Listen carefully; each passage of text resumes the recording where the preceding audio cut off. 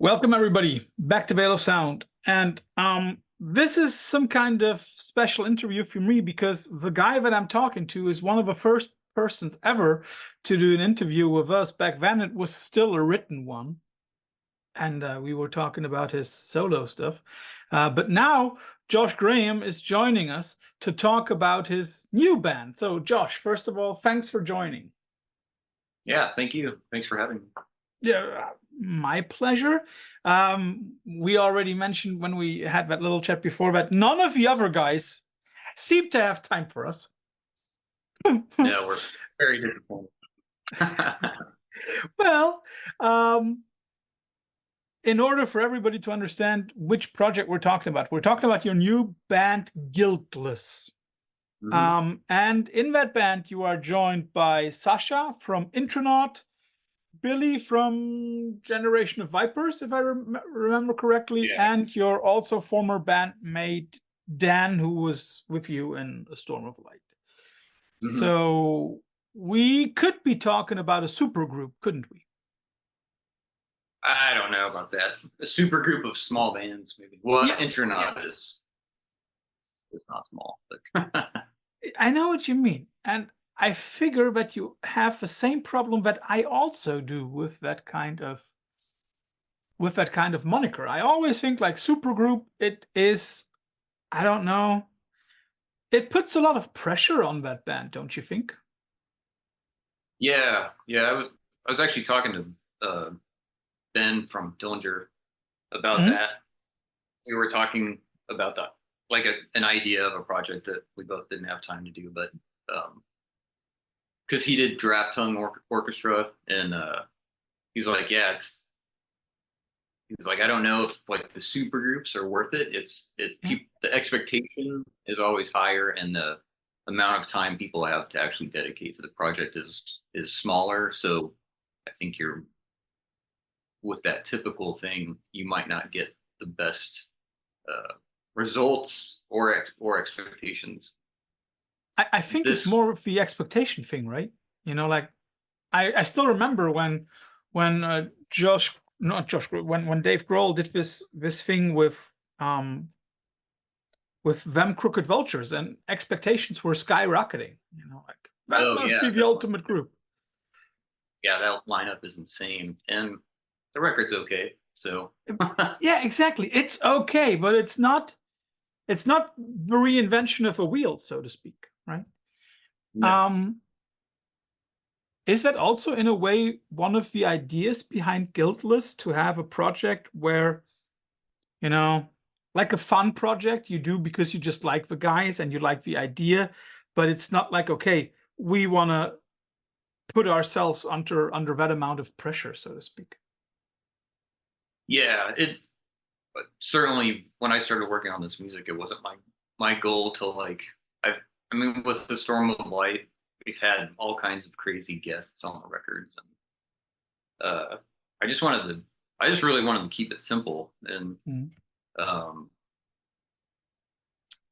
and I like when I initially approached Sasha, it was about ideas for bass players, and he's like, I want to play bass, let me hear the material, and he was like super excited about it. So, and we were all like flattered that he would have the time to do it, and also wanted to play bass, which was cool. So,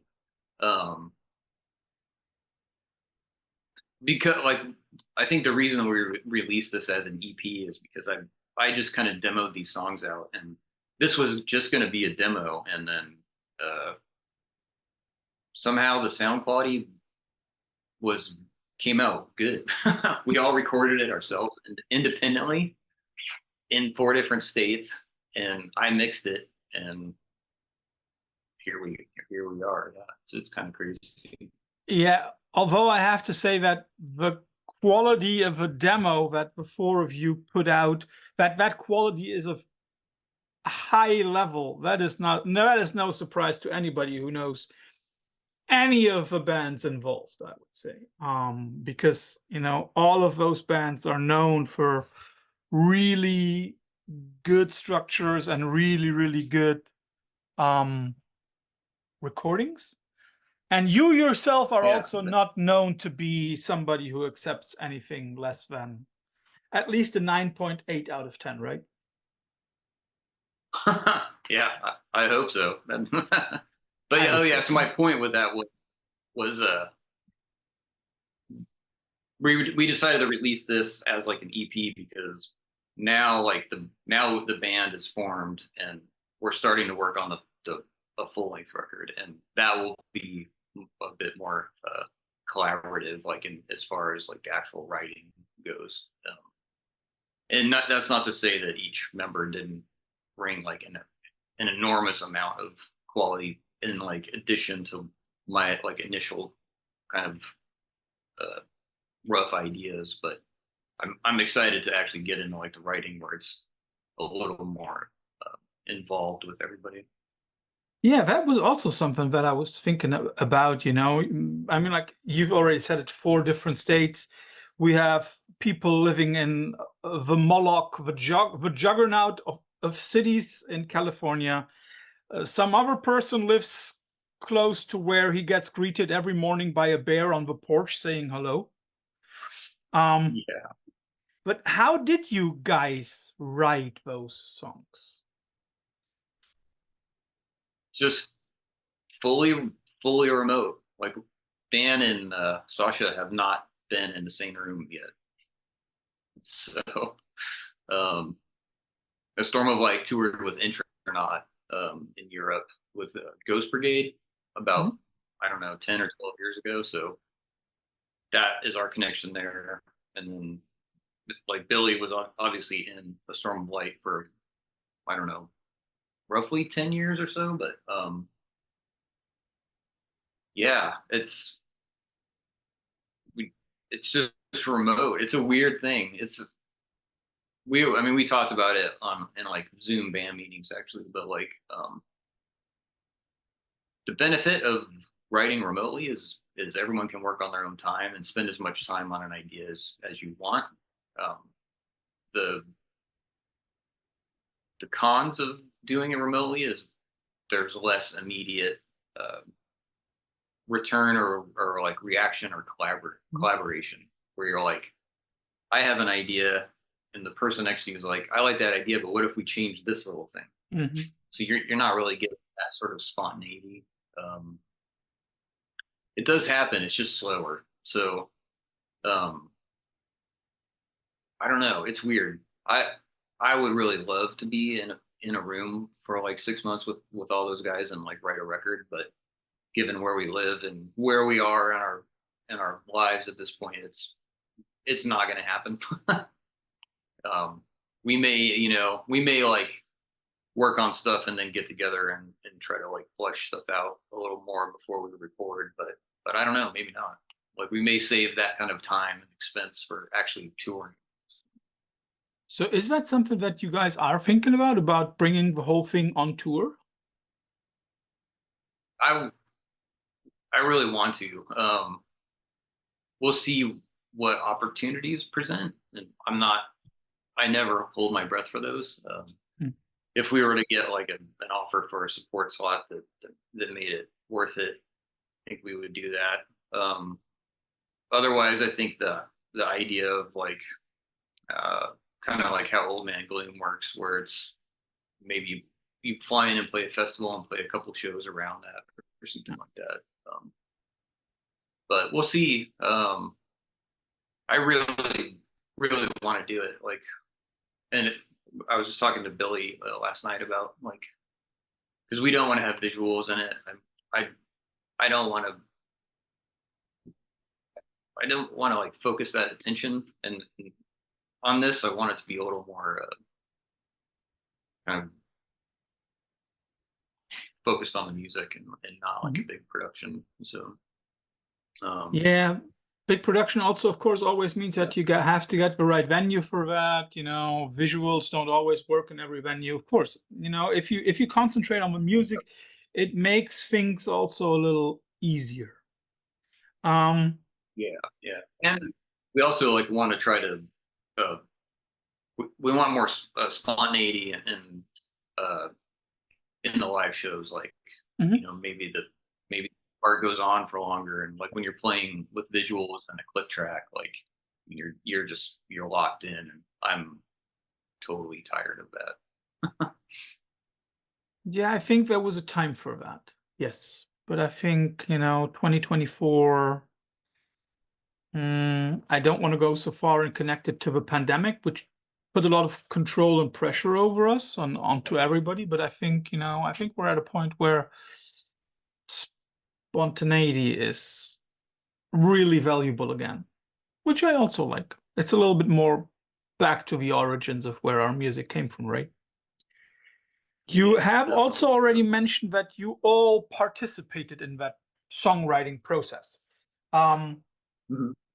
I don't want to know how much Sasha did or how much you did, but let me ask this way.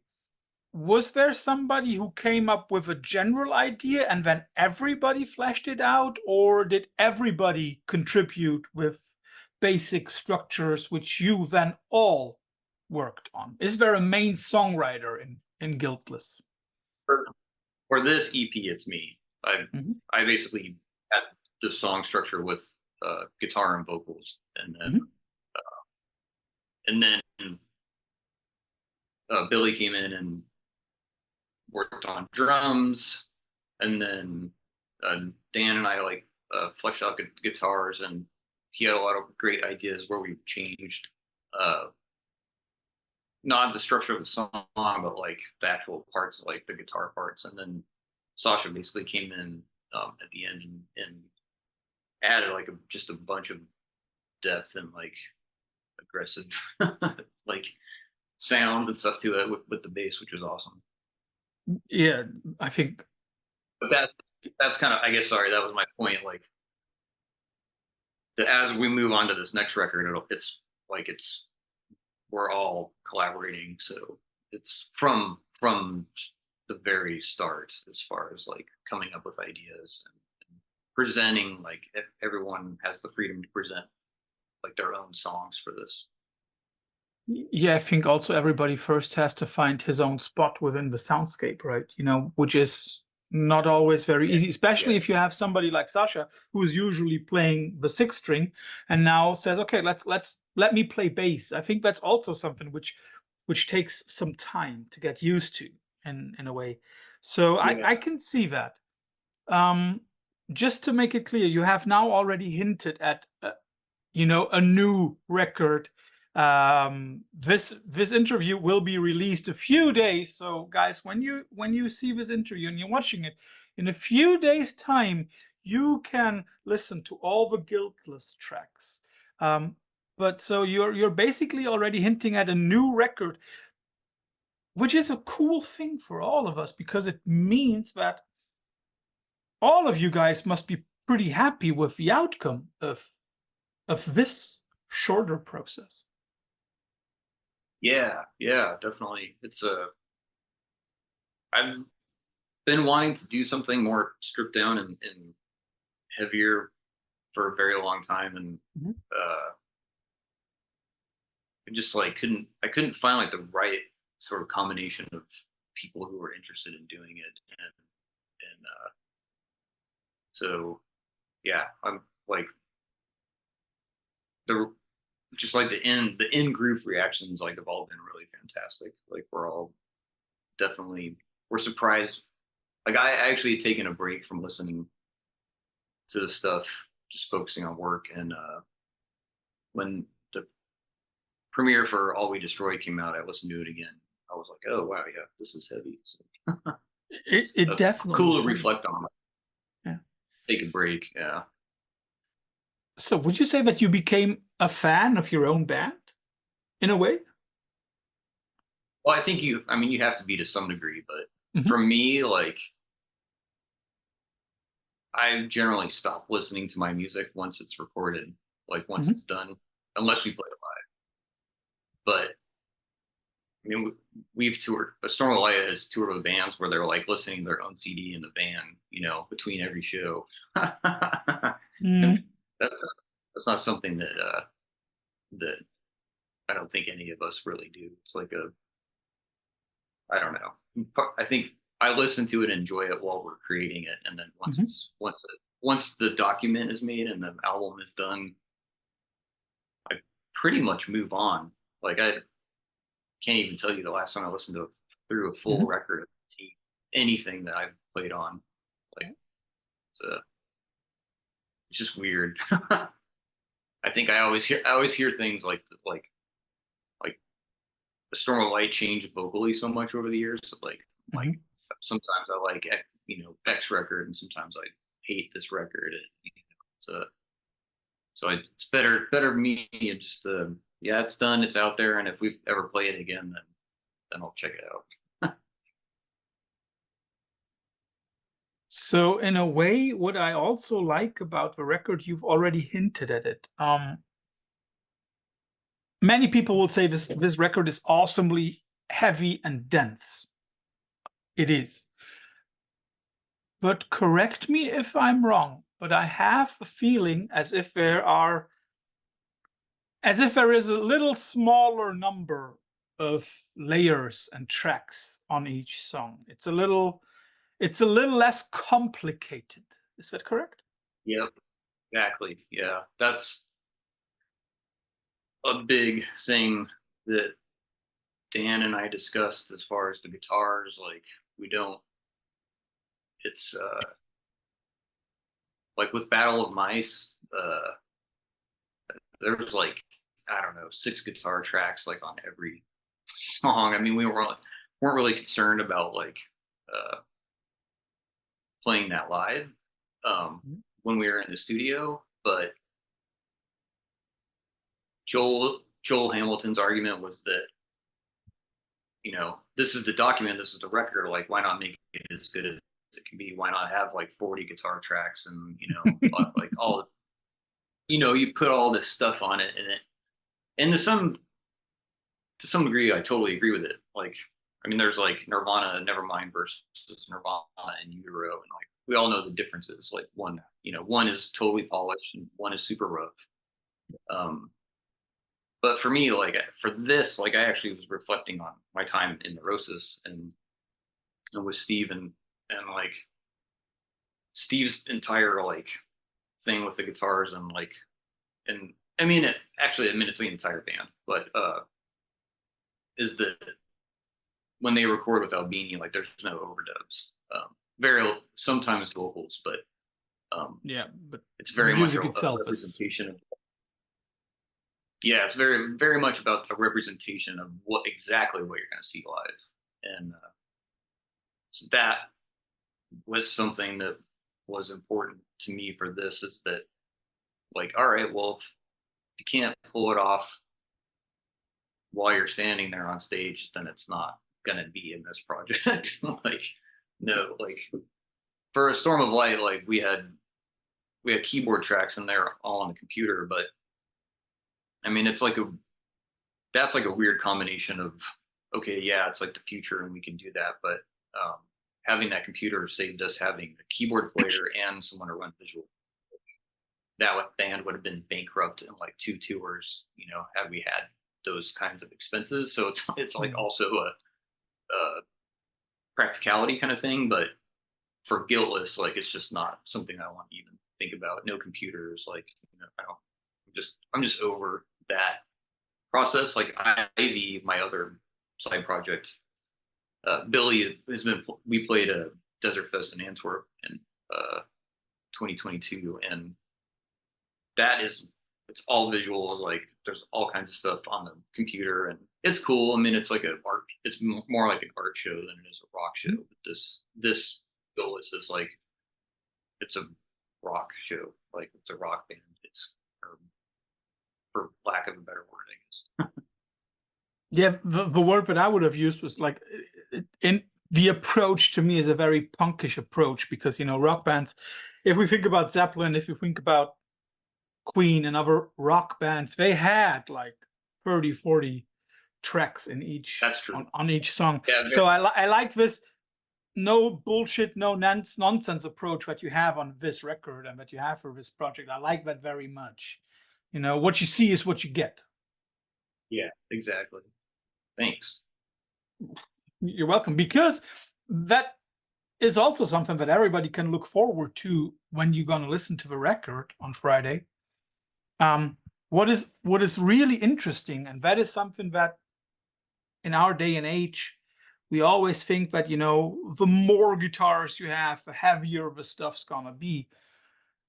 And you basically go away from that, and yet the record is heavy and it is dense, and it's done by four guys who basically all play one instrument on stage. And, you know, Yeah. that is a really cool thing that you pulled off there. Let me ask, how important was the mixing and mastering for all of this for you as a guy who did all of that in the end?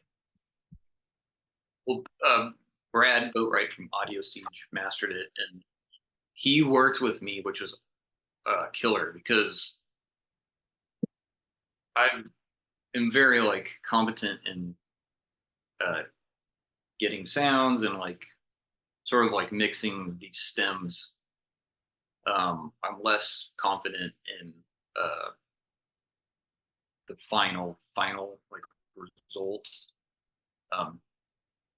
So with Brad, I actually sent him the mixes, and then I sent him the stem groups, so drums on a stereo track, bass, each guitar, and vocals.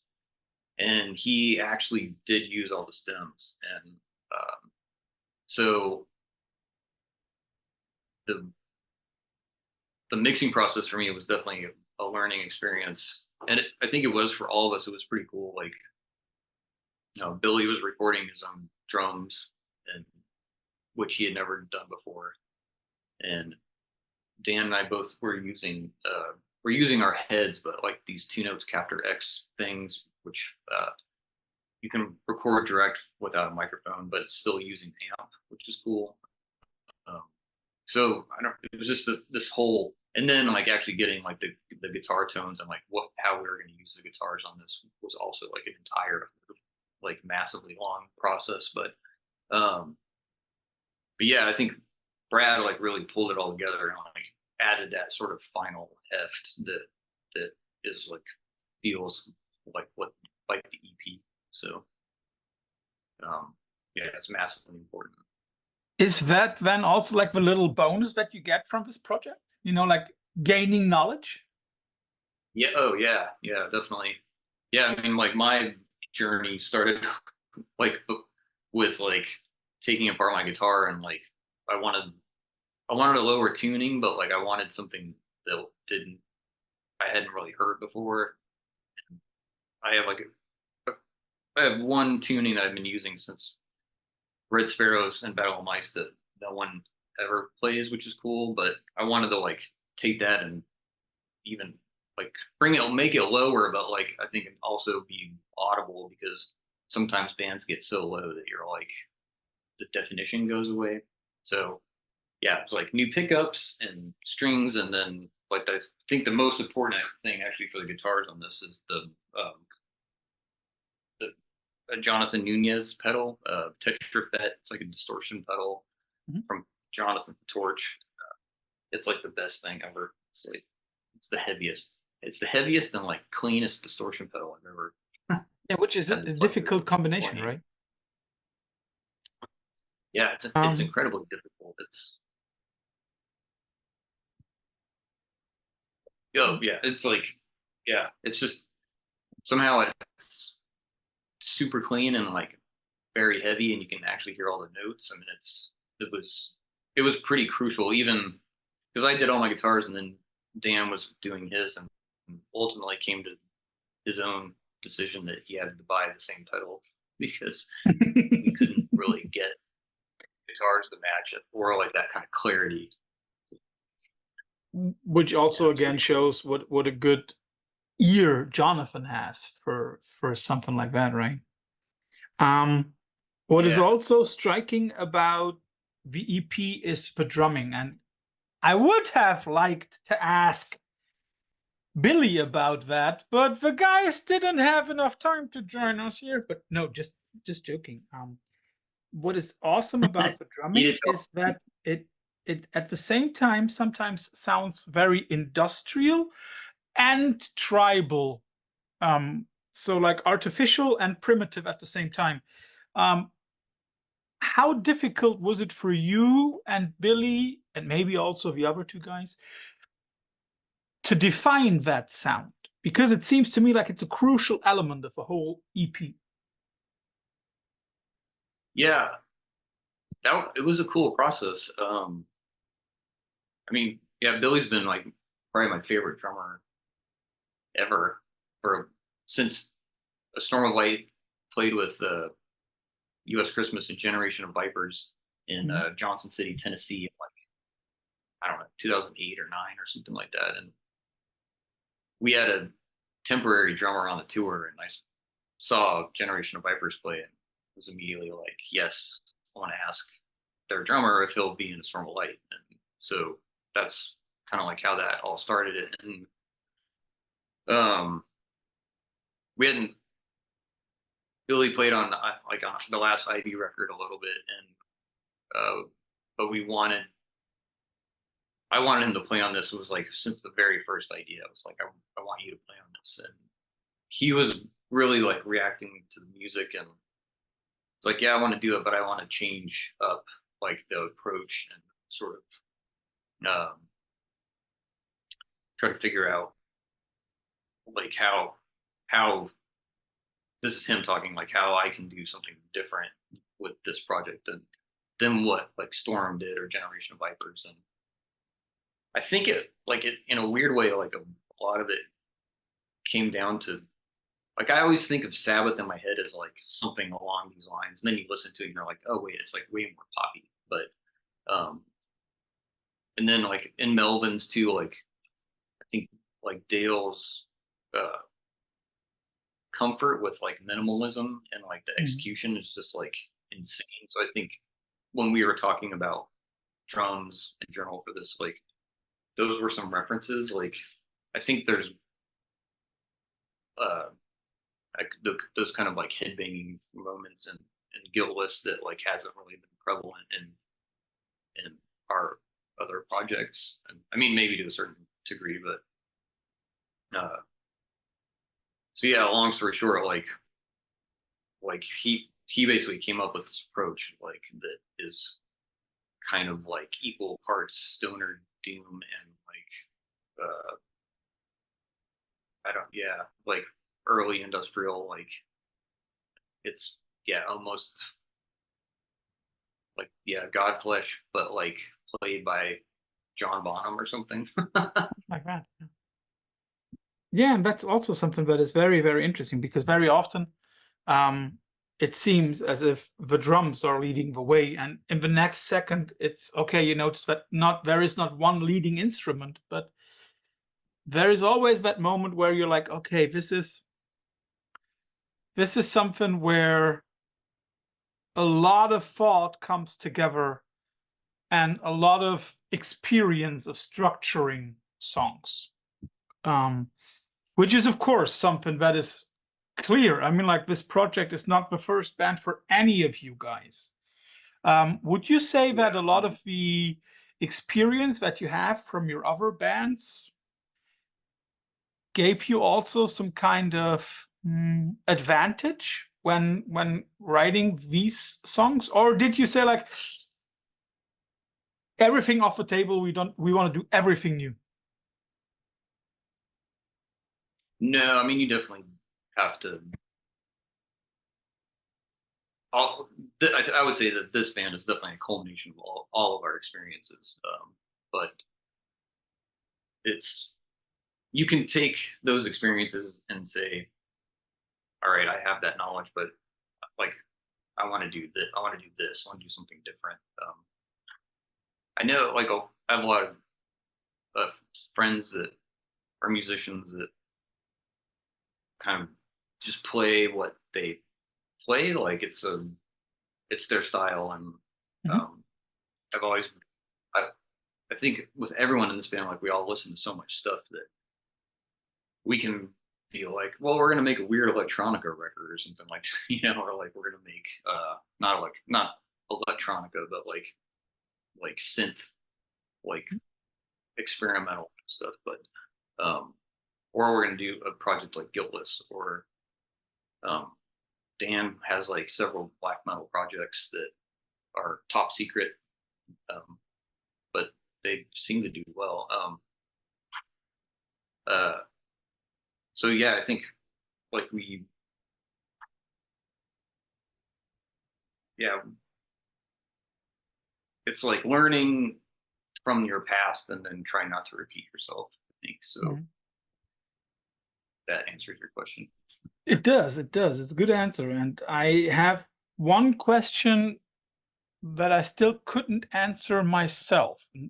That, on the one hand, has to do with your your project's name, your band name, um, because guiltless, very programmatic term. If you were to give a state of the world, not state of the union, but state of the world address at the moment, what kind of picture would you be painting? A bright one or a dark one?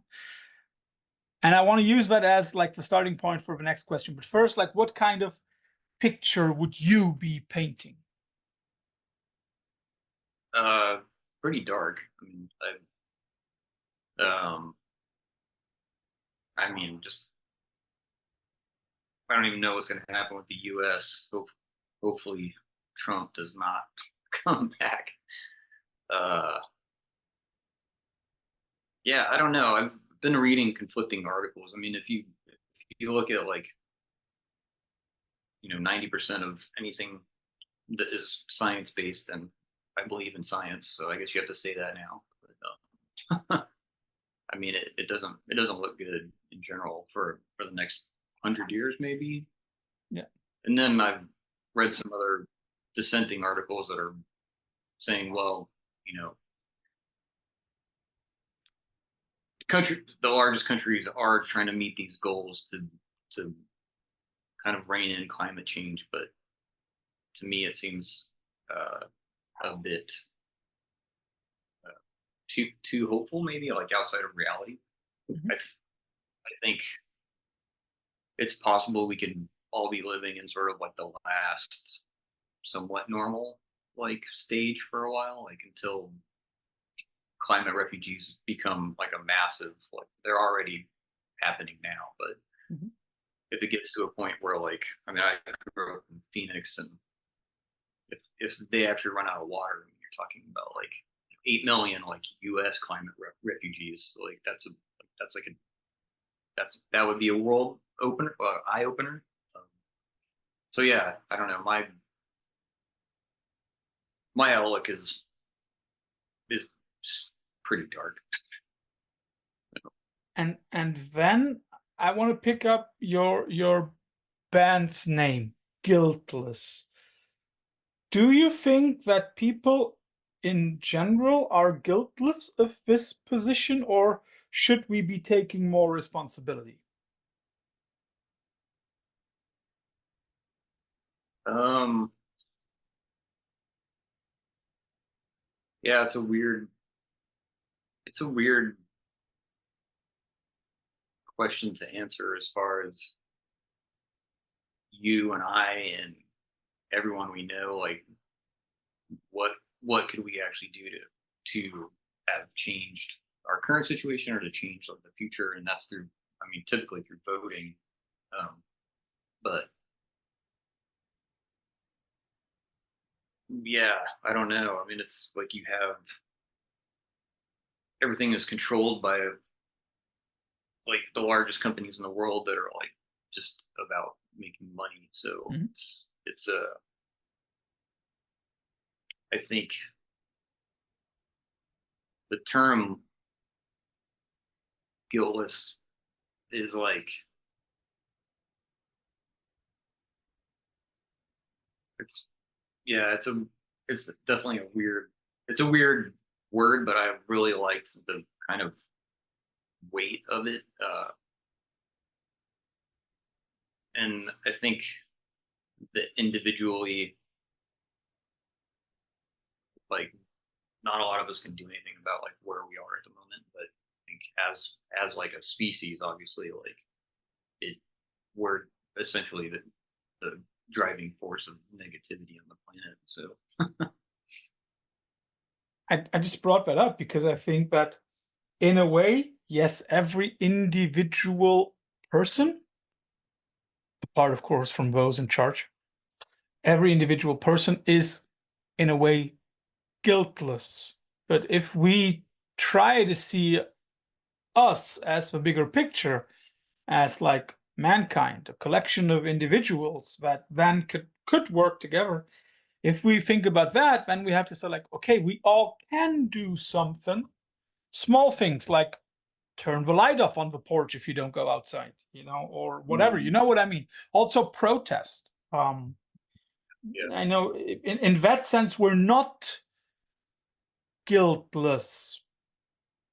But I think for you, the word is more connected to the individual than to all of mankind, right?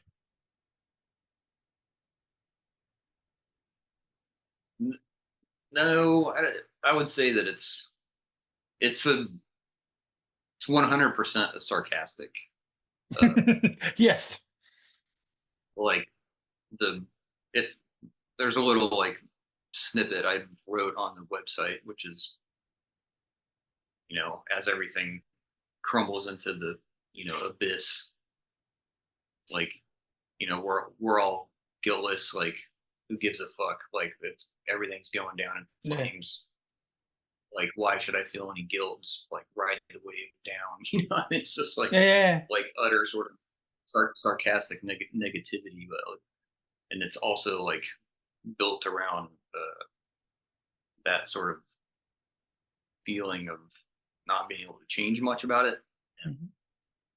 I mean, I would say that word definitely has a negative connotation in general. Mm. It's it can be perceived in so many like bad ways, like Mhm. that sort of like I feel no guilt about anything I've done. I mean, it can be like you could, a serial killer or something is guiltless, like whatever. But it's I think that And I there was bet a lot of them have said that, I didn't do anything wrong. yeah, yeah, yeah, yeah. So I think like there's definitely it's definitely a lot to unpack. I think uh I was actually astounded that the word had never been a band name. It had never been a band before. Like Mhm. I couldn't even.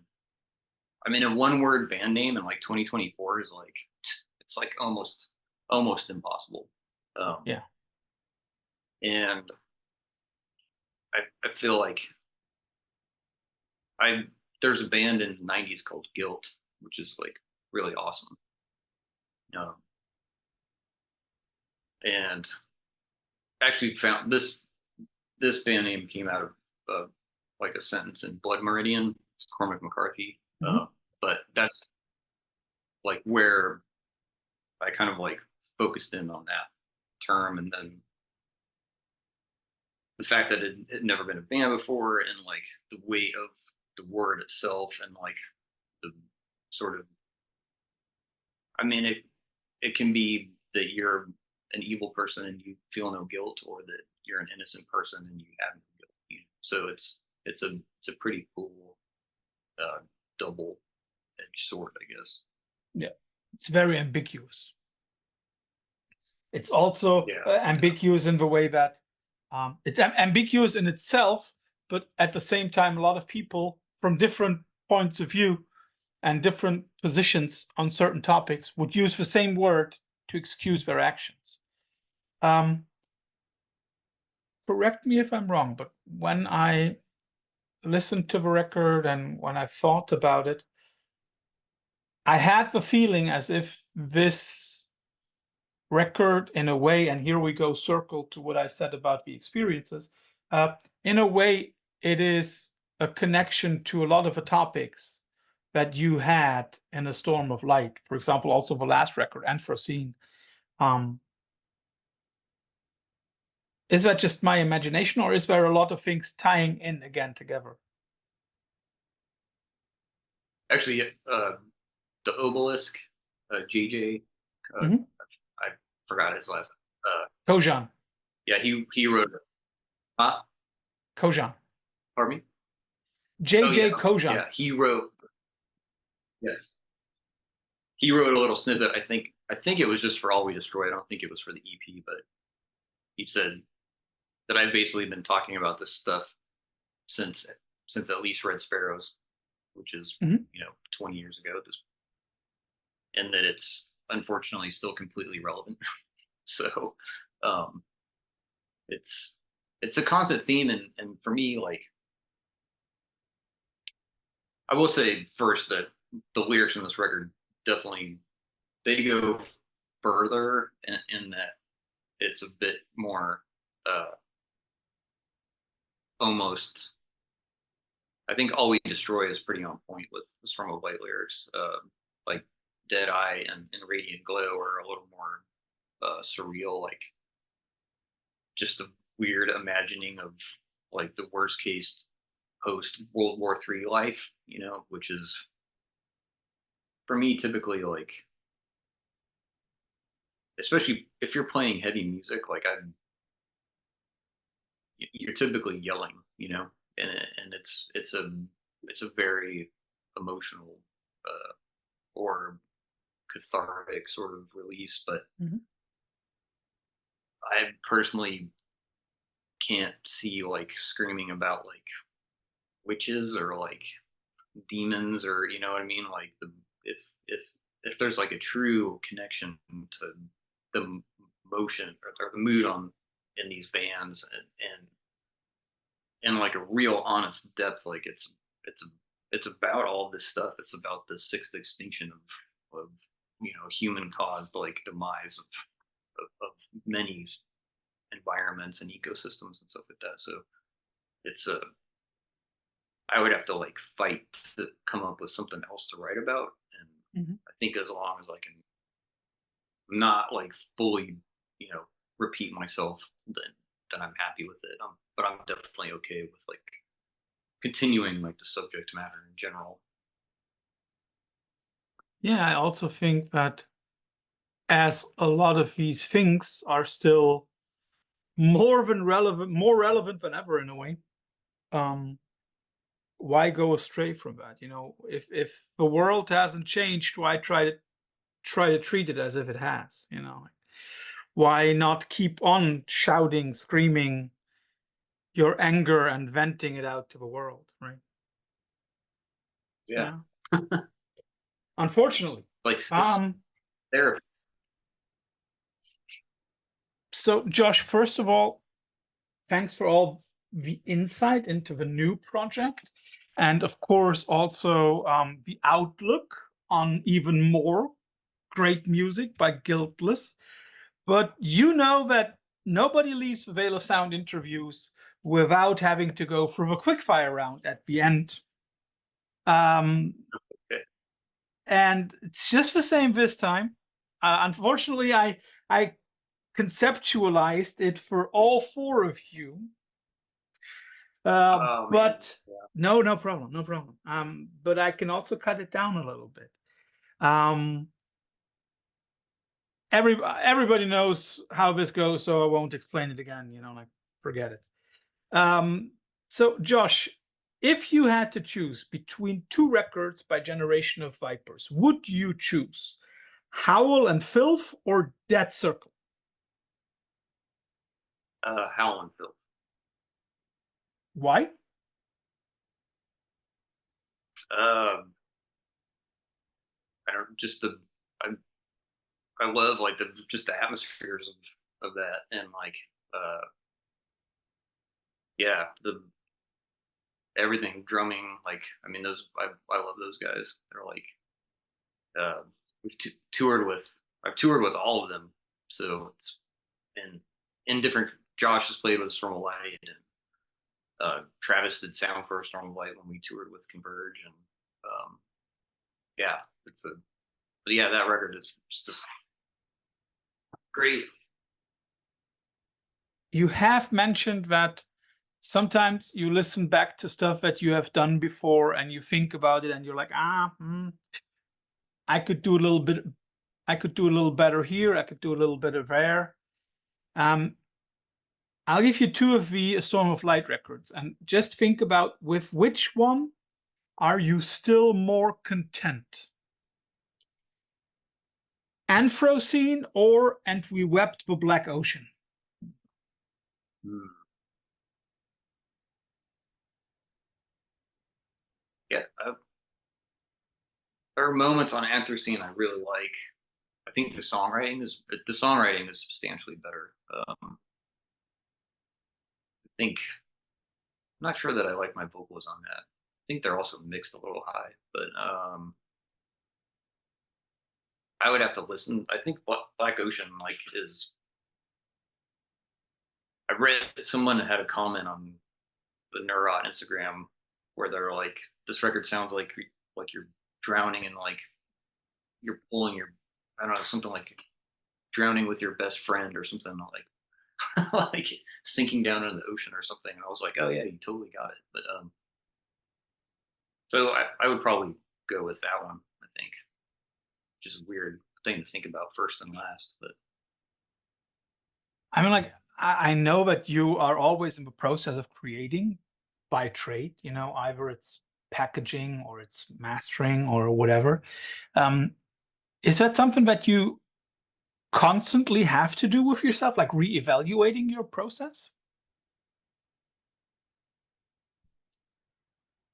I don't for some reason, and I don't know if it's the best reason or not the best reason, but the best like outcome is that I'm I always am like pushing uh yeah, some new creative process like I mean the Storm of Light records have a pretty crazy trajectory as far as like vocally and stylistically and I think it's important and I actually but that said like I really uh plan on reining that in with Guiltless. Like I want it to continue the aesthetic that is being set with this EP. Like it's and that will be interesting. I think that'll be like a new challenge actually. It'll Mhm. be like, yeah, like you can do anything you want, but maybe just don't do that. Like keep it keep it uh keep it focused, you know. It's I think a problem for me is that, like I've listened to all kinds of music. I have like since I was a kid, you know, and like I was whatever 12 listening to Black Flag and The Cure. I don't know, like you know, it just and it's continued that way like all the way through now, you know. So I have to keep in mind what the focus is and like not lose it. So it's a weird it's, it's weird how the creative process works. With design, like I think it's super important to like always keep pushing and not repeat yourself. I think with music it can get a little it can be a little distracting for people that like your band. I can see. Yeah. Um, with Battle of Mice, there were two splits, which I still hold very, very dearly to my heart. One with Jesu and one with Red Sparrows. If you could choose a split record partner for Guiltless, I have one in mind that I would like to see, but maybe you go first. If you could choose any band still active that would be on a split record with Guiltless, who would you choose? Man, that is that is a rough one. Oh, wait, my cat is like eating the Exacto blade. Hold on a second.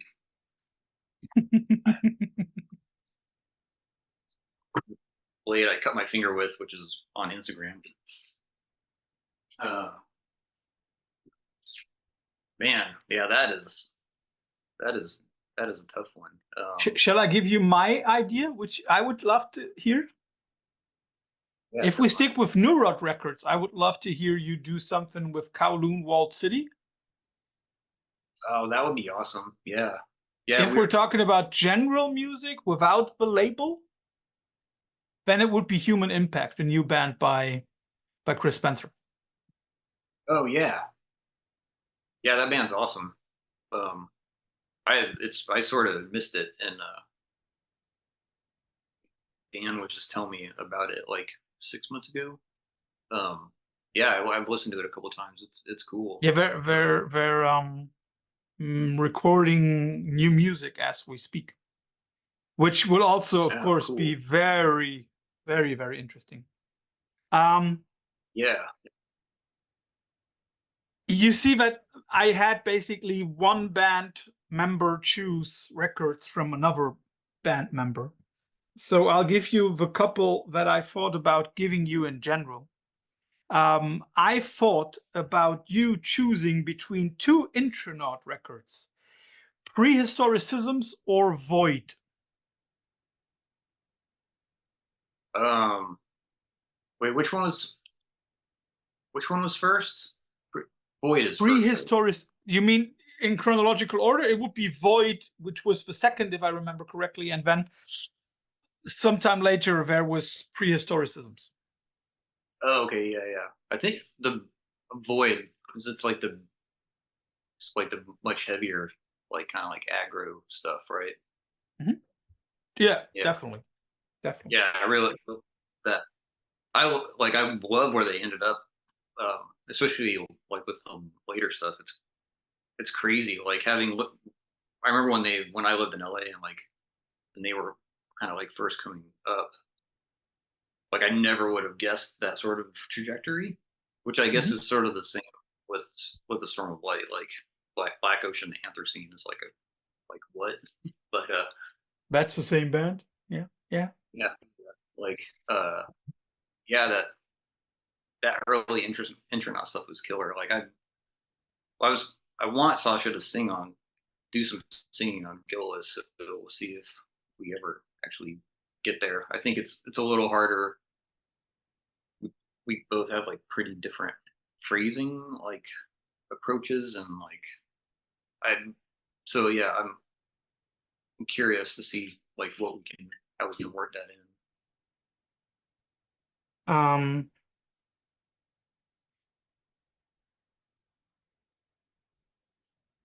if you could choose one director or a movie by one of those two directors, would you rather choose a movie by Martin Scorsese right now, as we speak, Martin Scorsese, or Quentin Tarantino? Probably Tarantino because You,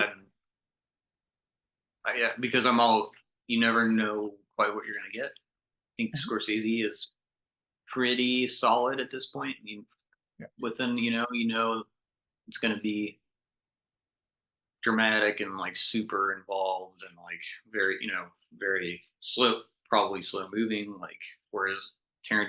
Tarantino is you're like what's this one gonna be? You know what I mean? Mhm. Yeah, I'm still curious if he goes along with what he said like 15, 20 years ago, where he said, like, I'm going to make 10 movies, 10 different movies. Kill Bill 1 and 2 count as one, he said. Uh, but after those 10 movies, it's over. I Yeah, still will be interesting to see if he does. yeah, yeah, yeah, yeah. Because was the Elvis one? Was that the last? Was that the 10th? No, I think in his counting there is one more or two more. I'm not sure. Okay.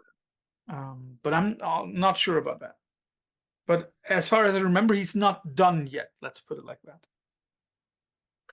Um, let's stick to movies and let's go along a little bit with the yeah, I don't want to say post-apocalyptic, but futuristic storytelling. This is one that usually divides people. Star Wars or Star Trek? Uh, hmm. And yeah, that is what like what what era? No. We're talking about franchises here. You know, there is no era in franchises. Yeah, guess I would have. Think I would maybe go Star Wars because all the new stuff is pretty cool. Like I feel like it's like when you know Mandalorian and Ahsoka and Mhm. like that. This era of that franchise is killer, and I think it may be better than like the Chris Pine Star Trek stuff is I think great. As a kid, like the Wrath of Khan and stuff, like I just wasn't wasn't quite into it, especially like the Star Trek with the oh god, the guy from Scott Bakula. Like no thanks. Ah, yeah. That was one of those series that we had in the late '90s, early zeros, right? Yeah. I am.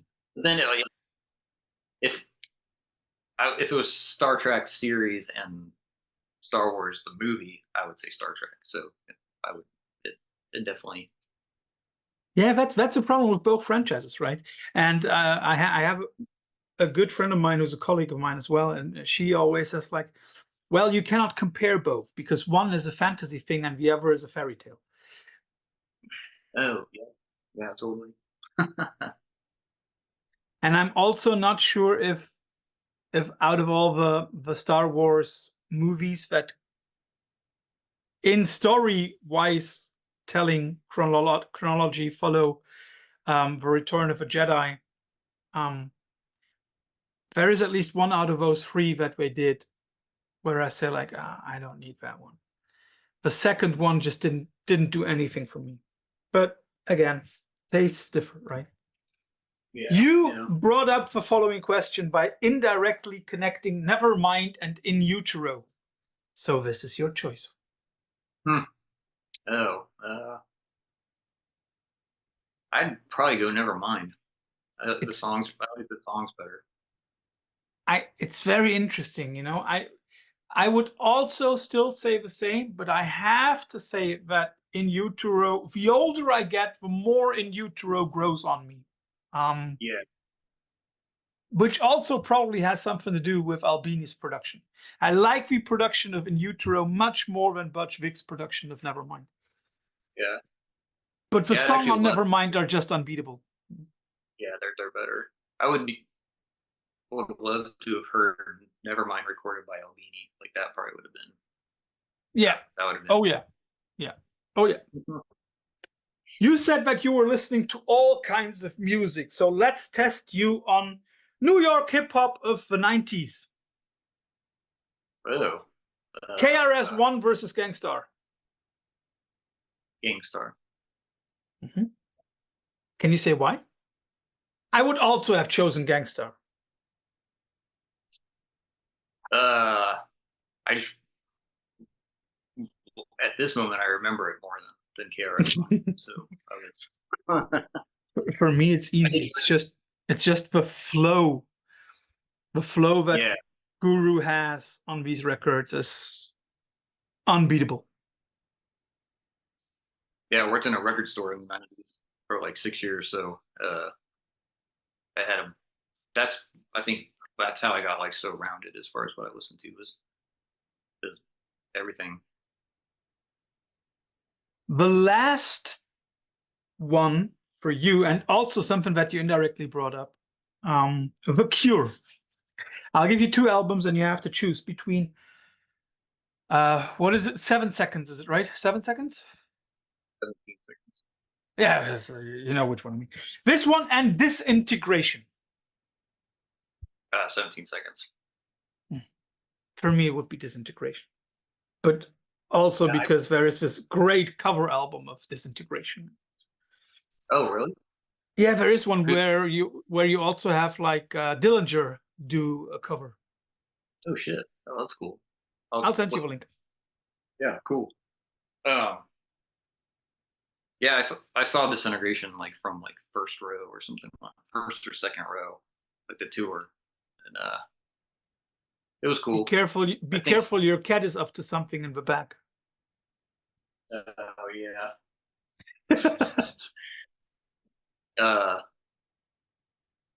My favorite record though is Pornography. That record is like insane.